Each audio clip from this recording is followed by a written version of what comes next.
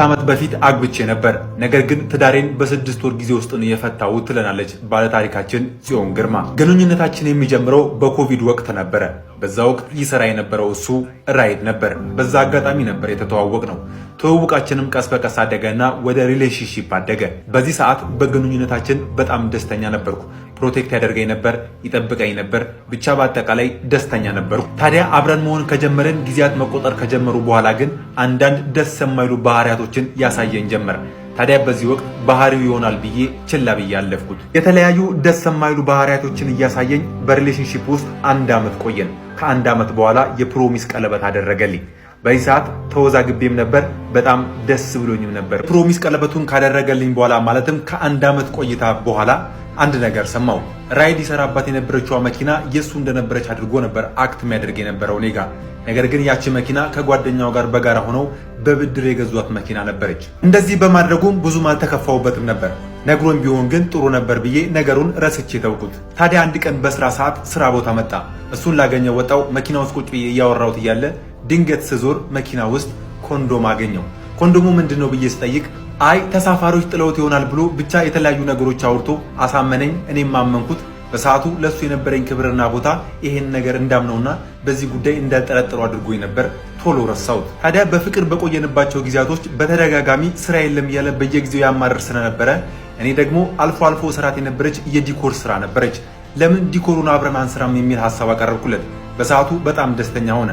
አብረን እንድንሰራም ተስማማን። ስራውንም ለመጀመር ከአባቴ የተወሰነች ገንዘብ አመጣውና ስራዋን ጀመርኳት ትላለች ባለታሪካችን። ስራውን ከጀመረን በኋላ ስራው ጥሩ እየሆነ ሲመጣ እሱም በራይድ የሚያገኘውም እኛን ደግሞ ከዚህ ከዲኮራ በምናገኘውን ገንዘብ እቁብ ጀመርን። እቁብ እየጣልን እቁብ የምንጥለው ገንዘብ የኛ ደርሶ ስለነበረ ገንዘቡን እንዲያመጣው ጠየቅኩት። ታዲያ ግን አንድ ነገር ሰማው። ያን ሁሉ ጊዜ የእቁቡን ገንዘብ ጥሎ አያውቅም ነበር። በዚህም ብዙም አልከፋኝም ነበር። በሰዓቱ ቢደብረኝም ቀስ ብዬ ረሳሁት። ያስፈለገንን ገንዘብ ከሌላ ቦታ ፈልጌ ያመጣውና አሟላሁት። በየጊዜው እኔ ላይ የሚሰራቸው ስህተቶች ተደጋጋሚ ቢሆንም አንድም ቀን ግን ይቅርታ ጠይቆኝ አያውቅም። በየጊዜው መጣላት አለ፣ በየጊዜው መጨቃጨቅ አለ። በዚህ ሰዓት ደግሞ እኔ በየጊዜው አለቅስ ነበር በሰዓቱ። በጣም የሚገርመው ደግሞ የዲኮሩን ስራ ሰርተን ከጨረስን በኋላ አንድም ቀን የሰራሁትን ስራዬ ያምራል፣ ቆንጆ ነው ብሎኝ አያውቅም። ሁሌም ስራዬን እንዳጣጣለው ነበር።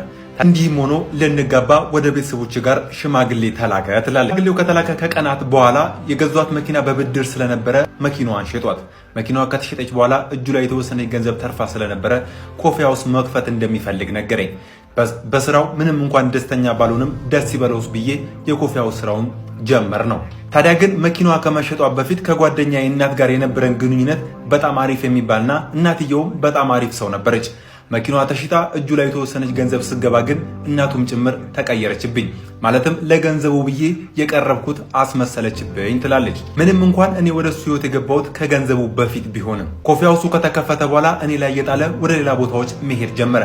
በዚህ ሰዓት ጫናው በእኔ ላይ ከፍተኛ ሆነ። እሱ ለእኔ የሚሰጠኝ ትኩረት፣ ለእኔ የሚሰጠኝ እንክብካቤ በየጊዜው እየወደቀ በየቀኑ እኔን ማንቋሸሽ፣ እኔን መገልመጥ፣ እኔን መተቸት ስራዬ ብሎ ያዘው። ብቻ ከእሱ ጋር ያሳለፍኳቸውን አብዛኞቹ ቀናቶች በየቀኑ እያለቀስኩ ነው ያሳለፍኳቸው። ታዲያ በዚህ ግንኙነት በጣም ስለደከመኝ በቃኝ እንለያይ ያልኩት። በነጋታው መጣና ተለማመጠኝ፣ ለመነኝ፣ ይቅርታ ጠይቀኝ። ግንኙነታችን ቀጠለ። የሰርጋችንም ቀን ደረሰ። በሰርጋችን ቀን ከእናት አባቴ ቤት መጥቶ ሲወስደኝ ሜካፔን አየኝና ታምሪያለሽ፣ ውብነሽ ከማለት ይልቅ ምን ነው ዛሬ ደግሞ የናይጄሪያ ሙሽራ መሰልሽ ብሎ የሰርግ ቀኔንም ጭምር አበላሸብኝ። በዚህ ወቅት ቅስሜን ነበር የሰበረው። ታዲያ ከቀናት በኋላ ወደ እናት አባቴ ቤት መልስ ልንገባ ዝግጅት ላይ ያለን በነበረበት ወቅት ስልኩን ተቀብዬ በስልኩ ላይ አንድ ያልጠበኩትና ያላሰብኩት ነገር አየሁ። እሱም ከሌሎች ሴቶች ጋር ሲማግጥ ወይም ሲወሰልትብኝ የሚያሳይ ተንቀሳቃሽ ምስል በሪሳይክል ቢሉን ውስጥ ተደብቆ ተቀምጦ ነበር። ይሄን ባየው ጊዜ ነገሮች በሙሉ ተደበላለቁብኝ። እሱንም ችዬ ስቄ አልፌው ነበር። ታዲያ ከሌሎች ተደጋጋሚ ጥፋቶቹ በኋላ ወደ እናት አባቴ ቤት ቀጥታ ገባው። ከቀናት በኋላ መቶ ተለማምጦ ይቅርታ ጠይቆ ወደ ቤት ወሰደኝ። ከቀናት በኋላ በድጋሚ ስልኩን አየሁት። እኔ ከቤት አንድ ቀን ሄጄ እናት አባቴ ቤት ባድር፣ እሱ ግን አዳሩን ሙሉ ከተለያዩ ሴቶች ጋር ሲያወራ ነበር ያደረው። ከቀናት በኋላ ወደ እናት አባቴ ቤት ለሁለተኛ ጊዜ ተመልሼ ሄድኩኝ። ለሁለተኛም ጊዜ መጥቶ አልቅሶ ተለማምጦ ይቅርታ ጠይቆ ወደ ቤት ወሰደኝ። እንዲህም እያደረገኝ ግን ወደ እሱ ጋር ከሄድኩ በኋላ አንድም ቀን ሰላም ሆኜ አላቅም። ሁሌም ለቅሶ ነው፣ ሁሌ ያዘን ነው፣ ሁሌ ጭቅጭቅ ነው፣ ሁሌ ስድብ ነው፣ ሁሌ ትችት ነው። ታዲያ ግን ይህ ሁሉ ሲሆን ለቤተሰቦቼ ሁሉም ነገር አሳልፌ አልነግራቸውም ነበር። በሚስጥር ነበር ያዝኩት። በጣም ደከመኝ፣ በጣም ሰለቸኝ። በድጋሚ የሚያደርጋቸው ነገሮች ከአቅሜ በላይ ስለሆኑብኝ ወደ እናት አባቴ ቤት ለሶስተኛ ጊዜ ተመልሼ ሄድኩ። የተፈጠረውን ነገር በሙሉ ለእህቴ ነገርኳት። እህቴም ለቤተሰቦቼ ነገረቻቸው። አሁን ከሱ ጋር ሙሉ ለሙሉ ተለያይተናል። በዚህ ሰዓት እስካሁን ድረስ ከሱ ጋር በሆን ኖሮ ፊቴ በሙሉ ማዲያት ለማዲያት ይሆን ነበረ፣ ህይወቴም አጭር ይሆን ነበረ። እህቶቼ ሆይ ከኔ ተማሩ። የወደዳችሁትን ብቻ ሳይሆን የሚወዳችሁን፣ የሚንከባከባችሁን፣ የሚያስብላችሁና የሚጠብቃችሁን ወንድ ምረጡ ስትል መልእክቷን አስተላልፋለች እህታችን።